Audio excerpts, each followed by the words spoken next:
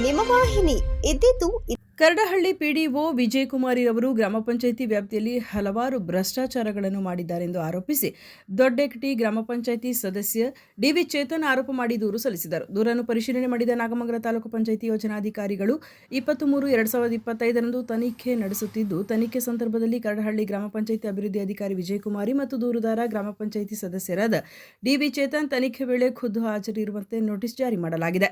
ದೊಡ್ಡಯಕಡಿ ಗ್ರಾಮ ಪಂಚಾಯಿತಿ ಸದಸ್ಯ ಡಿವಿ ಚೇತನ್ ಅವರು ಕರಡಹಳ್ಳಿ ಗ್ರಾಮ ಪಂಚಾಯಿತಿ ಅಭಿವೃದ್ಧಿ ಅಧಿಕಾರಿಯಾದ ವಿಜಯಕುಮಾರಿರವರು ಹಲವಾರು ಭ್ರಷ್ಟಾಚಾರಗಳನ್ನು ಮಾಡಿದ್ದಾರೆಂದು ಆರೋಪ ಮಾಡಿ ಮಂಡ್ಯ ಜಿಲ್ಲಾ ಪಂಚಾಯಿತಿ ಮುಖ್ಯ ಕಾರ್ಯನಿರ್ವಹಣಾಧಿಕಾರಿಗಳು, ಜಿಲ್ಲಾ ಪಂಚಾಯಿತಿ ತನಿಖಾ ತಂಡ, ಒಬ್ಸ್ಟಮನ್ ಶಾಖೆ, ಜಿಲ್ಲಾಧಿಕಾರಿಗಳ ಕಚೇರಿ ಮತ್ತು ನಾಗಮಂಗಲ ತಾಲೂಕು ಪಂಚಾಯಿತಿ ಕಾರ್ಯನಿರ್ವಹಣಾಧಿಕಾರಿಗಳಿಗೆ ವಿಜಯಕುಮಾರಿರವರು ಅವಧಿಯಲ್ಲಿ ಮಹಾತ್ಮ ಗಾಂಧಿ ನರೇಗಾ ಯೋಜನೆ, 15ನೇ ಹಣಕಾಸು, ನಕಲಿ ಬಿಲ್ಗಳು, ಕಚೇರಿ ಹಣ ದುರ್ಬಳಕೆ, ಸಾರ್ವಜನಿಕರಿಂದ ಹಣ ವಸೂಲಿ ಎಲ್ಲ ಆರೋಪಗಳನ್ನು ಮಾಡಿ ಖುದ್ದು ದೂರು ಸಲ್ಲಿಸಿದರು.